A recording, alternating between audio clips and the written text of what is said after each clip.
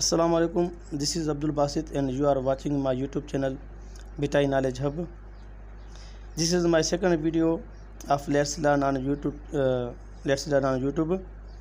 Today we will put a glance on basic definitions of English and Sindhi grammar. अॼु असीं अंग्रेज़ी ऐं Sindhi grammar जे बुनियादी वसफ़नि ते नज़र विझंदासीं, जंहिंमें असांजो पहिरियों आहे ग्रामर। असीं ग्रामर जी वसफ़ लिखंदासीं। ग्रामर छा आहे? What is grammar? The structure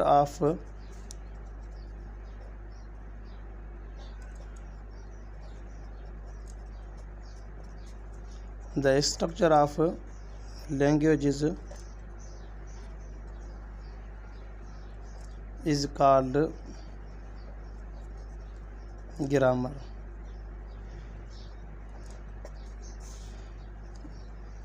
We also write definition in Sindhi. असीं सिंधी में वसफ़ लिखंदासीं। ॿोलियुनि जे जोड़ जक खे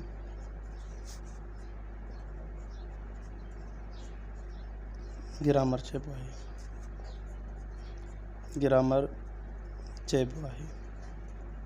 ग्रामर जो मतिलबु आहे त ॿोलियुनि जी जोड़ जक, ॿोलियुनि जी बनावट, ॿोलीअ खे असां सही नमूने सां कीअं लिखूं, कीअं पढ़ूं, कीअं चऊं, लफ़्ज़ कीअं वठूं, वर्ड कीअं वठूं। ग्रामर खां पोइ असां वटि डिफिनेशन आहे ॿोलीअ जी, त ॿोली पाण छा आहे। ग्रामर त ॿोली जी बनावट आहे, पर ॿोली ख़ुदि पाण छा आहे। A system of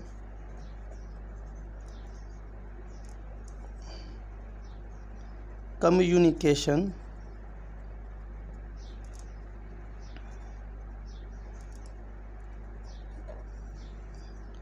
among people is called language.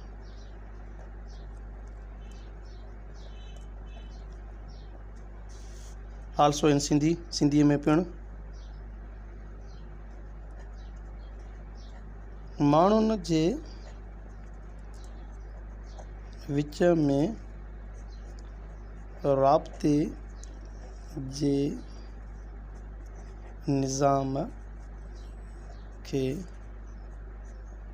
ॿोली चइबो आहे। माण्हुनि जे विच में राब्ते जे निज़ाम खे ॿोली चइबो आहे। हीअ असांजी सिंपल डिफिनेशन थी वई ॿोलीअ जी। हाणे राब्ते जे निज़ाम उहो भली ॻाल्हाइण में हुजे, लिखण में हुजे, या वॉइस नोट जेको कुझु हुजे उन में हुजे। ग्रामर ऐं ॿोली जे डिफिनेशन खां पोइ असां अचूं था ॿोलीअ जे बुनियादी जुज़े ते। बेसिक पार्ट ऑफ लैंग्वेज उहो कहिड़ो आहे? उहो आहे लेटर। इट्स लेटर, अखर। ॿोलीअ जे लिखण जी शुरूआति थींदी अखर खां आहे। असां ॿोली लिखंदासीं या ॻाल्हाईंदासीं या पढ़ंदासीं, उन जी शुरूआति थींदी अखर खां। पहिरीं अखर हूंदा, पोइ वरी अखर पाण में मिली करे लफ़्ज़ ठाहींदा, लफ़्ज़ पाण में मिली करे वरी जुमिलो ठाहींदा। अखर छा आहे? अचूं था अखर ते।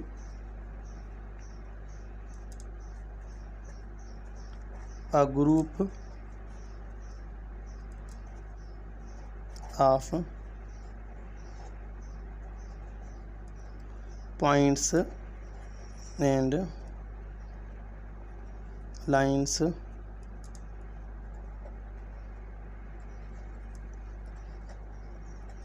which gives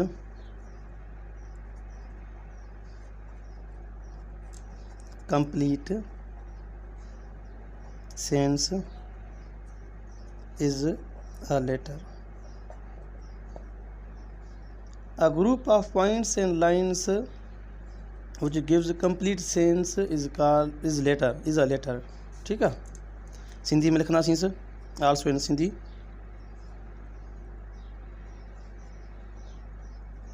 टिपकन ऐं लकीरुनि जो मेड़ या टोलो जेको मुकम्मल या पूरो ख्याल ॾिए उनखे अखर चइबो आहे। माना टिपका ऐं लकीरूं अहिड़ियूं जन मां को लफ़्ज़ निकिरे, को माना निकिरे, ख़बर पए। हाणे जीअं असां जेके बि असां कोई अखर लिखियासीं, इहे सभु टिपका ऐं लकीरूं मिलाए करे पाण में लिखियासीं। हिकर सां अखर लिखियासीं, वरी अखर पाण मिली करे लफ़्ज़ ठाहियूं, लफ़्ज़ पाण मिली करे वरी जुमिलो ठाहियूं। ईअं न त उन माना टिपकनि लकीरनि जो वरी अहिड़ो मेड़ जंहिं ख़बर बि न पए त छा आहे। मिसाल तौरु हीअ असां लिखियोसीं त हीअ सभिनी खे ख़बर आहे त ए आहे। असां हीअ लिखियोसीं अंग्रेज़ी जो ई ॿियो अखर बी आहे, हीअ सी आहे। पर जेकॾहिं मां सी खे हीअं करे लिखां त हीअ को बि अखर न आहे, ठीकु आहे न, हीअ अखर न आहे। टिपकनि ऐं लकीरुनि जो मेड़ त आहे पर अखर न आहे। छो त अखर उहो आहे जेको टिपका बि हुजनि, लकीर बि हुजनि, पर उन में का माना निकिरे, का सम्झ में अचे। सिंधीअ में अलिफ़ लिखियोसीं, बे बदक लिखियोसीं, बे बुक लिखियोसीं, बे भित, हीअ सभु अखर आहिनि। पर जेकॾहिं मां हिननि खे छॾे करे हिकिड़ो अखर थो लिखां, हीअ को अखर थियो। अहिड़ो अखर सिंधी ॿोलीअ में छा, पर कंहिं बि ॿोलीअ में न आहे। त माना हीअ टिपकनि लकीरुनि जो मेड़ आहे पर अखर न आहे, छाकाणि त हिन मां का ख़बर नथी पए, को आवाज़ु कोन थो मिले। असां हिन खे किथे कंहिं बि लफ़्ज़ में इस्तेमालु कोन था करे सघूं, कंहिं असां हिन खे जाइ ते इस्तेमालु कोन था करे सघूं। पर हिननि खे असां हीअ जेके असां 4 लिखियासीं, अलिफ़ बे बिदक बे बुक बे भित, या ए बी सी, हिन खे असां डी कयोसीं। पहिरें लाइ छा हुयो, असां हिन खे डी करे छॾियोसीं, डी या ई। हीअ जेके बि आहिनि हीअ अखर चई सघनि था। हीअ या वरी असां लिखूं था त हीअ अखर न आहे, हीअ अखर, छाकाणि त ख़बर नथी पई त छा आहे। हीअ को बि अखर न आहे, असां हिन खे अखर नथा चई सघूं। पहिरीं थोरो लॻे पियो एफ सां, पर हिन जे करे थोरो रूट मटायोसींसि त हीअ को बि अखर न आहे। थोरो चऊं था अञा वरी लेटर जे डेफिनेशन ते।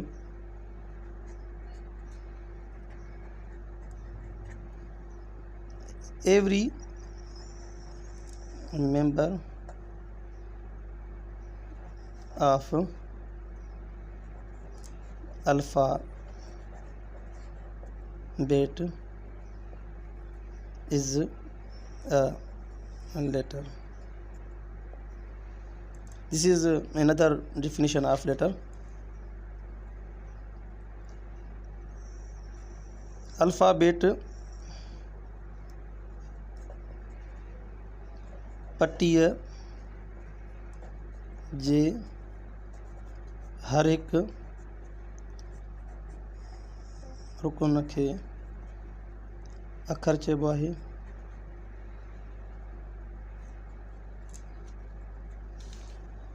हिन जी त ख़बर सभिनी खे हूंदी, पर वरी बि लिखूं थासि त अंग्रेज़ीअ में घणा अखर आहिनि, सिंधीअ में घणा अखर आहिनि।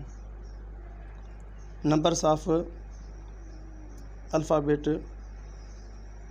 numbers of letters in alphabet, Sindhi English alphabet, numbers of letters in Sindhi alphabet.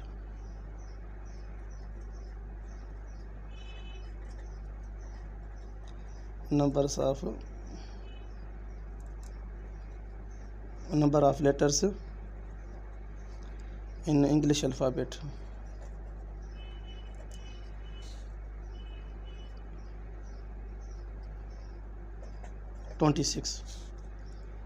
अंग्रेज़ी ॿोलीअ में अखरनि जो अंग 26 आहे ऐं सिंधी ॿोलीअ में घणो आहे?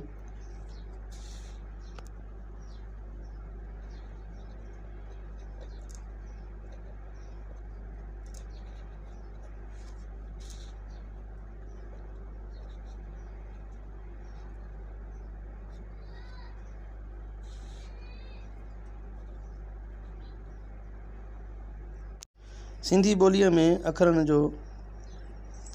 में अखरनि जो तइदादु घणो आहे?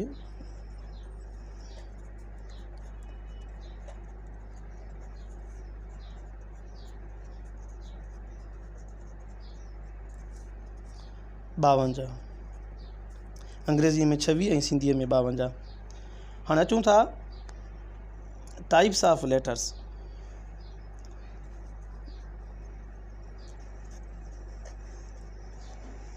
Types of letter in English. अंग्रेज़ीअ में अखर जा नमूना।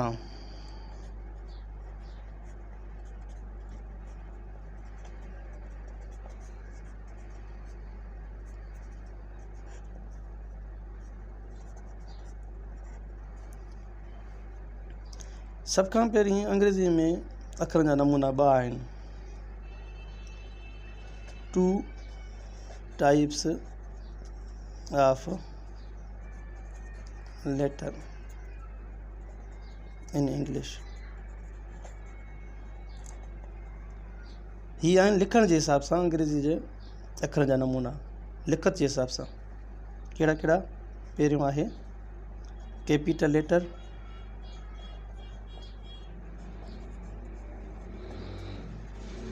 वॾा अखर मतिलबु वॾी ABC। कैपिटल लेटर जो मतिलबु अथव वॾी ABC, जेके असां वॾी ABC लिखंदा आहियूं। तव्हां तक़रीबन नौकरियुनि जे लाइ असां फार्म भरींदा आहियूं, उन में लिखियलु हूंदो आहे fill in the capital letters, माना वॾनि अखरनि सां भरियो।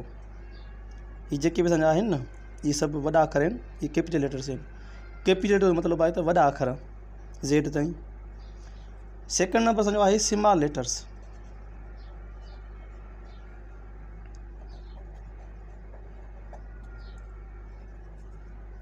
नंढा अखर।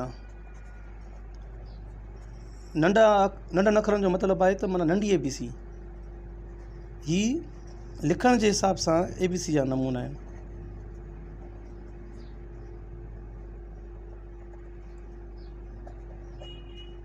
लिखण जे हिसाब सां असां जुमिले जी शुरूआति कंदा आहियूं वॾे अखर सां कंदा आहियूं।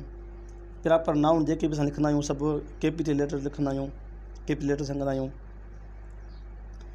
ऐं ॿिया जेके अखर आहिनि उहो असां पोइ नंढी ABC सां शुरू कंदा आहियूं। सिंधीअ में अखरनि जो हिकिड़ो ई नमूनो आहे। अखर जेके असां लिखूं था पिया इहे ई आहिनि। हा, विच में उनजी शिकिल मटिजी वेंदी आहे, पर तक़रीबन साॻिया हूंदा आहिनि। जीअं हिते ॾिसो कीअं हुआ, हिते सफ़ा मुख़्तलिफ़ थी वियो, हुन में ईअं न आहे। जेकॾहिं जीम जी शुरूआती शिकिल हीअ आहे त उनजी पहिरीं शिकिल अखर लफ़्ज़ सां हीअ हूंदी, वरी विचीं शिकिल हीअ हूंदी ऐं आख़िरी शिकिल हीअ हूंदी।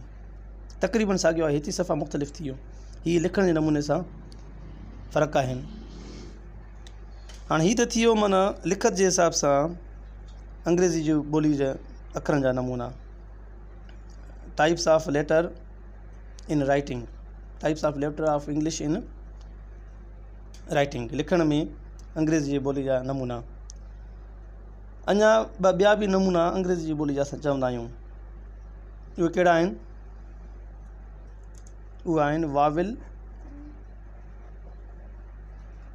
एंड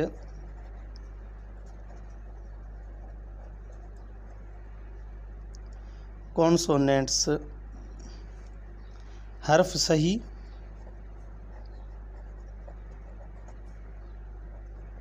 ऐं हर्फ इलत। असीं हर्फ सही ऐं हर्फ इलत सिंधी में बि सिखंदासीं, त सिंधी ॿोली जा हर्फ इलत ऐं हर्फ सही कहिड़ा आहिनि। अंग्रेज़ीअ में there are 5 vowels in English.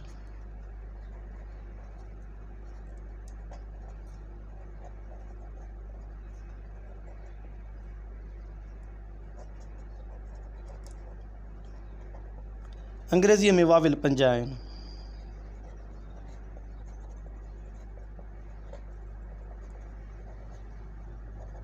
वाविल हरफिलत 5 आहिनि।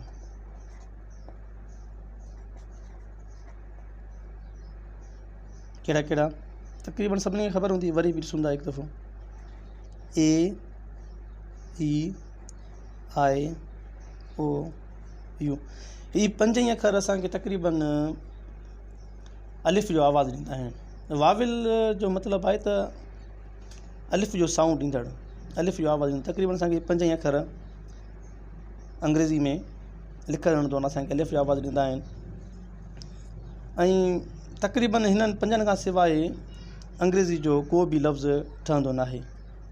हा, कॾहिं कॾहिं सेमी वाविल जंहिंखे असां चवंदा आहियूं, सेमी वाविल माना अधु वाविल, वाए खे असां सेमी वाविल चवंदा आहियूं, हाफ वाविल या सेमी वाविल, ठीकु आहे। वाए आहे, वाए सेमी वाविल तौरु इस्तेमालु थींदी आहे, असां हुनखे सेमी वाविल तौरु इस्तेमालु कंदा आहियूं। हीअ असांखे कुझु लफ़्ज़ ठाहे ॾियो सो बि मख़सूसु, जीअं एम वाए माए, ऐं स्काई, दाए, फिलाए, ट्राए, इहे कुझु अहिड़ा लफ़्ज़ आहिनि अंग्रेज़ी जा जेके वाए इस्तेमालु करे सेमी वाविल तौरु असां लफ़्ज़ ठाहींदा आहियूं। बाक़ी जेके बि आहिनि इहे आहिनि। उनखां पोइ असां वटि आहिनि कॉन्सोनेंट्स।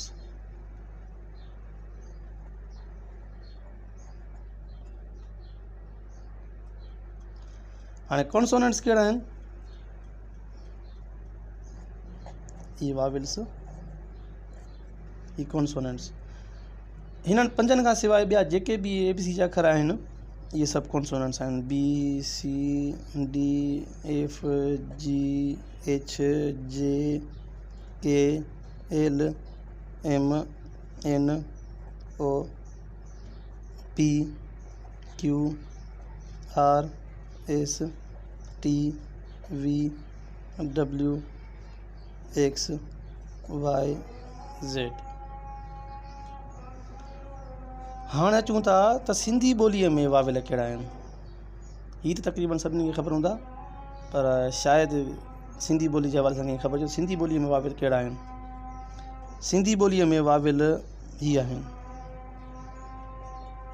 सिंधी में हरफ़िलत, सिंधी में हरफ़िलत आहिनि अलिफ, वा, ये ऐं एराबूं। एराबूं जो मतिलबु हूंदो आहे ज़ेर, ज़बर, ज़ेर पेश, शद, मद, जज़म। इहे जेके बि आहिनि निशानी जेके बि आहिनि इहे सभु एराबूं आहिनि। ही सिंधी जा वाविल आहिनि। सिंधीअ में अलिफ वाव जे ऐं एराबुनि खां सवाइ को बि अखर ठही न सघंदो, को बि लफ़्ज़ ठही न सघंदो। ऐं अंग्रेज़ीअ में AEIOU ऐं कॾहिं कॾहिं सेमी वाविल वाए सां, वावे खां सवाइ को बि लफ़्ज़ ठही न सघंदो। अॼु असांजो टॉपिक ही हुयो जंहिंमें असां ग्रामर जी बेसिक डेफिनेशन, उनखां पोइ ॿोली जी डेफिनेशन, ऐं उनखां पोइ अखर छा आहे ऐं अंग्रेज़ी ॿोलीअ में अखर जा नमूना इहे सिखियासीं। उनखां पोइ वरी अखर जा वरी ॿिया नमूना वाविल्स एंड कॉन्सोनेंट्स बि सिखियासीं। ऐं सिंधी ॿोलीअ में वाविल ऐं कॉन्सोनेंट कहिड़ा आहिनि इहे बि सिखियासीं। उमेद आहे त तव्हांखे हीअ वीडियो मुंहिंजी पसंदि आई हूंदी ऐं तव्हां लाइ वीडियो फ़ाइदेमंद रही हूंदी। जेकॾहिं वीडियो पसंदि अचे त पोइ शेयर ऐं लाइक करणु कॾहिं बि न विसारिजो।